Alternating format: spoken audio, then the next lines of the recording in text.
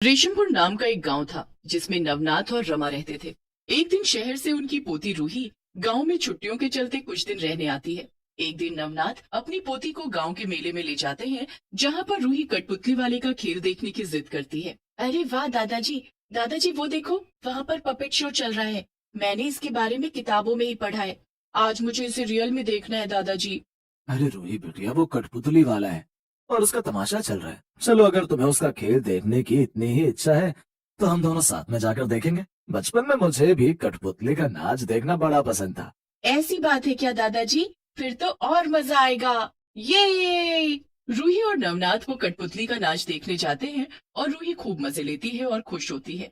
अगले दिन जब वो गांव में खेलने निकलती है, तभी वो उसी मैदान में आती है जहां पिछली रात मेला लगा था। आज वो मैदान एकदम सुनसान सन्नाटे से भरा हुआ था, मानो कल उसमें जान थी और आज वो बेजान हो चुका हो। कल ये मैदान कितना जगमगा रहा था और आज आज कितना खाली और सुनसान हो गया है। अरे वो तो एक कठपुतली है। रूही को उस मैदान में एक कठपुतली जमीन पर पड़ी हुई दिखाई देती है। वो उसे उठाकर देखती है और बहुत खुश होती है। वाह, ये कठपुतली तो मेरी डॉल से भी ज्यादा सुंदर है। कल मुझे उस कठपुतली वाले अंकल से एक कठपुतली लेने का मन था, लेकिन मैं उस भीड़ में उनसे नहीं मांग पाई। लेकिन अब मुझे कठपुतली मिल चुकी है और अब मैं इसे अपने साथ ही रखूंगी हर वक्त।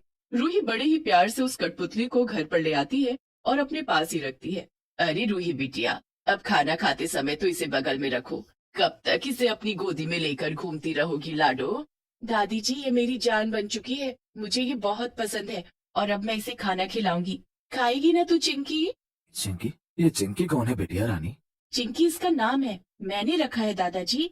लेकिन उस रात जब रमा को अचानक से प्यास लगती है, तब वो पानी पीने उठती है और देखती है कि रूही की लाई हुई कठपुतली कमरे में चल फिर रही है। और ये सब देखकर रमा के होश उड़ जाते हैं। ये क्या? ये कैसे हो सकता है? इसका मतलब ये कठपुतली कोई साधारण कठपुतली नहीं है। नहीं, तुमने मुझे मेरे रूप में देख लिया। अब तुम्हें मरना होगा। रूही जाओ, अपनी दादी को मार दो। ठीक है चिंकी, अब मैं तुम्हारी कठपुतली बन चुकी हूँ और तुम जैसा बोलोगी मैं वैसे करूंगी। ये हुई ना बात। रूही पूरी तरह उस भूतिया कठपुतली के द्वारा सम्मोहित हो चुकी थी, या यूं कहो कि एक प्रकार से वो उसकी ही कठपुतली बन चुकी थी। जैसे वो रूही को नचा रही थी, वैसे ही रूही उसके इशारों पर नाच रही थी। रूही अपनी ही दादी को मार देती है और अगले दिन नवनाथ को लगता है कि रमा को सिर पर चोट लगने से वो मरी है, जबकि रूही ने ही उसका सिर फोड़ा होता है। ये क्या हो गया रमा तुम्हें? तुम मुझे छोड़कर नहीं जा सकती हो रमा। ओ रमा, आंखें खोलो ना अपनी रमा। रमा, रूही बिटिया तुम्हारी दीदी नहीं रही। संभालिए अपने आप को दादाजी, मैं हूं ना। अब रमा की मौत के बाद नवनाथ पूरी तरह टूट चुका था।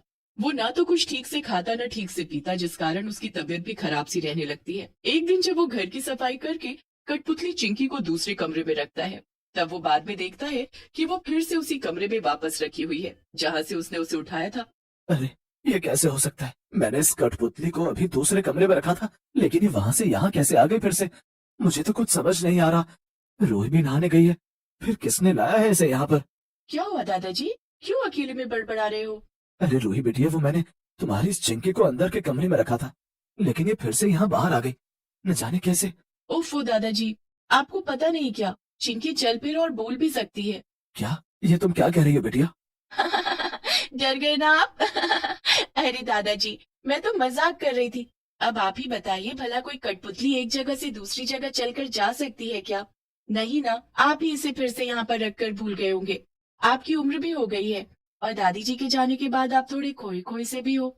अब गांव में अचानक से सरपंच के परिवार में पिछले कुछ दिनों से किसी न किसी की मौत होने लगती है और ये खबर पूरे गांव में फैल जाती है। क्या बात कर रहे हो तुम? सरपंच के परिवार से लोग मर रहे? लेकिन कैसे? पता नहीं नवनाथ, लेकिन पिछले कुछ दिनों से ये सब हो रहा है। अभी तक आधा परिवार मर चुका है। कैसे मरे, किसने मारा, ये सब उन्हें भी नहीं पता। इतनी रहस्यमयी मौत हुई है उन लोगों की। क्या? अरे बाप रे, ये मामला तो काफी गंभीर लग रहा है। हाँ नवनाथ, मुझे तो लगता है कि किसी से दुश्मनी है सरपंच की, और वो दुश्मन ही ये सब कर रहा है। हाँ, ये भी हो सकता है। खैर, हमें क्या करना है? हमें अपने काम से काम रखना चाहिए। एक शाम जब रूही घर पर नहीं आती, तभी नवनाथ घबरा जाता है। अरे, ये रूही बिटिया कहाँ रह गई? 3 बजे की खेलने गई है, अभी तक घर वापस नहीं लौटी। कहीं कुछ हुआ तो नहीं उसके साथ? नहीं नहीं, शुभ शुभ बोल नवनाथ। भगवान मेरी पोती को सही सलामत रखे। फिर कहाँ गई होगी रूही? चिंताग्रस्त और परेशान नवनाथ रूही को पूरे गांव में ढूंढने लगता है, लेकिन वो उसे कहीं नहीं मिलती। इसलिए वो थक हार कर घर लौट आता है। तभी उसे रूही कमरे में सोई हुई दिखाई देती है और उसकी कठपुतली उसके साथ सोई होती है। नवनाथ घर के अंदर जाता है, तभी वो देखता है कि अभी वो कठपुतली खिड़की में जाकर बैठी है और ये देखकर उसकी आंखें फटी की फटी रह जाती हैं। ये कैसे हो सकता है? अभी बाहर से मैंने देखा था कि रूही इस कठपुतली के साथ सोई है, और अब ये कठपुतली खिड़की में। ये तो अभी 1 मिनट पहले रूही के सीने के पास थी। ये कैसे संभव है? नवनाथ इस बात पर इतना गौर नहीं फरमाता और वो भी सो जाता है। लेकिन अगले दिन जब वो घर के बाहर बाजार जाकर वापस घर लौटता है, तभी देखता है कि रूही और वो कठपुतली आपस में बातें कर रहे हैं और रूही पूरी तरह सम्मोहित हो चुकी है। मेरा बदला आज पूरा हो जाएगा। अब केवल वो सरपंच ही बचा है, मेरा सबसे बड़ा कातिल, जिसके कारण मेरी मौत हुई थी। आज तुम उसे मारोगी, समझी तुम रूही? हाँ चिंकी, मैं समझ चुकी हूँ। तो फिर शुभ काम में देरी कैसी? चलो उसकी जान लेने। नवनाथ ये सब देखकर एकदम चौंक जाता है और उसके हाथ पांव ठंडे पड़ जाते हैं। इसका अर्थ ये है कि ये कोई साधारण कठपुतली नहीं है, और ये मेरी पोती रूही से अपना बदला पूरा करवा रही है। नहीं, मुझे इसे रोकना होगा। नवनाथ रूही और कठपुतली के पीछे पीछे भागने लगता है, लेकिन उसके पहुंचने से पहले ही रूही ने सरपंच को मार दिया होता है। और तभी रूही और वो भूतिया कठपुतली नवनाथ को देख लेते हैं। नहीं, रूही तुम्हारी दादी जी की तरह तुम्हारे दादाजी ने भी मुझे देख लिया है, वो भी मेरे इस रूप में। अब तुम्हें अपने दादाजी को भी उसी प्रकार मारना होगा, जैसे तुमने मेरे कहने पर अपनी दादी को मारा था। ठीक है चिंकी, जैसा तुम कहो। रूही नवनाथ को मारने जाती है, लेकिन तभी नवनाथ अपनी जान बचाते हुए वहां से भागने लगता है। रुक जाओ, तुम बचकर नहीं निकल सकते, तुम्हें आज मरना ही होगा नवनाथ।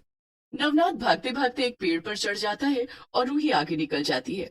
रूही और भूतिया कठपुतली नवनाथ को ढूंढ नहीं पाते। बाल बाल बच गया मैं, लेकिन अब मुझे चौकन्ना रहकर जल्दी से बाबा जी के पास जाना होगा। वही अब मुझे इस दुविधा से बाहर निकाल सकते हैं। नवनाथ बाबा के पास जाता है और बाबा को सब कुछ बता देता है। तभी बाबा उसे सारी सच्चाई बताते हैं। जितना तुमने मुझे बताया उसके मुताबिक सारी जांच मैंने कर ली है, और मुझे सब पता चल चुका है नवनाथ। क्या पता चल चुका है बाबा जी? बताइए ना। ये बात कई सालों पहले की है। हमारे गांव में एक छोटी लड़की थी जिसने सरपंच और उसके परिवार वालों को सोने और हीरे की तस्करी करते हुए पकड़ लिया, और तभी उस लड़की को ये भी पता चला कि सरपंच ने ही उसके माता पिता को मारकर उनके पैसे लिए हैं। फिर वो लड़की जाकर पूरे गांव को ये सब ना बताए, इसीलिए सरपंच और उसके परिवार ने उस लड़की को मार दिया। लेकिन उस लड़की के मरने के बाद उसकी आत्मा उसके साथ हमेशा रहने वाली कठपुतली में कैद हो गई, और उसी कठपुतली को तुम्हारी पोती रूही मेले के मैदान से उठा लाई। क्या? हाँ नवनाथ, और अब उस कठपुतली ने रूही को अपनी कठपुतली बना दिया है, और वो रूही को सम्मोहित करके उसके जरिए अपना बदला ले चुकी है, और अब वो रूही के साथ रहकर ही सारे इंसानों को भी परेशान करेगी। तुम्हारी बीवी रमा ने कठपुतली को बोलते हुए देख लिया था, इसीलिए कठपुतली के आदेश को सुनकर रूही ने रमा की जान ले ली, और अब वो तुम्हारी भी लेगी, क्योंकि तुमने भी उस कठपुतली को उसके भूतिया रूप में देख लिया है। क्या? नहीं नहीं, ऐसा नहीं हो सकता। कुछ तो उपाय बताइए बाबा जी, मुझे खुद को और अपनी पोती को उस भूतिया कठपुतली के जाल से बाहर निकलना है। उसके लिए मात्र एक उपाय है कि तुम शिव जी के भभूत को अपने माथे पर लगा लो और रात भर उनका नाम जपो, जिसके बाद तुम पर कोई बुरी शक्ति वार नहीं कर पाएगी। क्या? सच में? नवनाथ ने वही किया जो बाबा ने कहा, और अगले दिन जब वो घर गया तभी रूही उस पर वार करने आई, लेकिन वो उस पर वार ही नहीं कर सकी, और बदले में वो भूतिया कठपुतली ही जलने लगी और सम्मोहित हुई रूही अब इतने दिनों बाद अपने होश में लौट आई। छोड़ूंगी नहीं मैं तुम्हें, नहीं छोड़ूंगी। रूही और नवनाथ दोनों उस दिन के बाद गांव छोड़कर शहर चले जाते हैं और वहीं रहने